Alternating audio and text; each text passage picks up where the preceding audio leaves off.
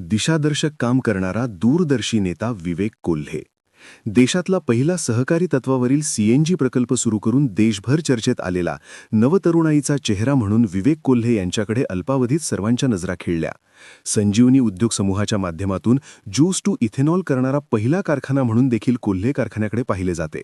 नुकतेच जगभरात युद्धाचे वातावरण पेटल्यानंतर इंधनाचा तुटवडा जाणवतो आहे, अशातच एलपीजीचा पर्याय म्हणून इथेनॉल ठरू शकते असा भारताचा स्वदेशी पर्याय या चेहऱ्याने देशासमोर ठेवला.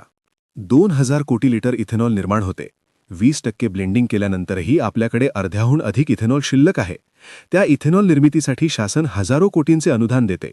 याच इथेनॉलचा वापर करून विवेक कोल्हे यांनी पुण्याच्या एका कंपनीच्या मदतीने इथेनॉलवर चालणारी गॅसची शेगडी हा सर्वोत्तम पर्याय व्यावसायिक वापरासाठी उभा करून दाखवला.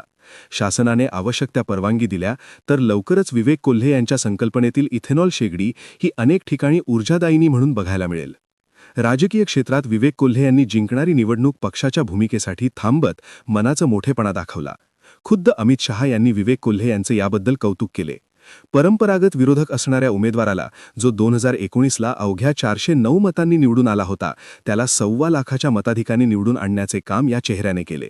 केवळ राजकारण आणि निवडणुका यात व्यस्त न राहता आपण समाजाचे देणे लागतो हा विचार करून या नेतृत्वाने नाविन्यतेकडे सर्वांना घेऊन जाण्यासाठी पावले टाकली.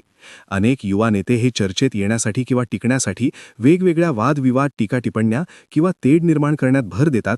मात्र या युवा नेतृत्वाने आपण आत्मनिर्भर भारताकडे पंतप्रधान नरेंद्र मोदींच्या संकल्पनेला सिद्ध करण्यासाठी मुख्यमंत्री देवेंद्र फडणवीस यांच्या मदतीने अन्नदाता ते ऊर्जादाता हा प्रवास करण्याचा मनोदय कृतीतून सिद्ध करतो आहे. विवेक कोल्हे यांच्याबद्दल अमित शहा यांनी नवीन सहकाराच्या क्रांतीचे जनक म्हणून कौतुकाची थाप पाठीवर दिल्यानंतर अल्पावधीतच सीएनजीच्या यशस्वी प्रयोगानंतर इथेनॉल हा व्यावसायिक वापरासाठी इंधन पर्याय म्हणून उतरू शकतो याकडे सर्वांच्या नजरा लागल्या आहेत.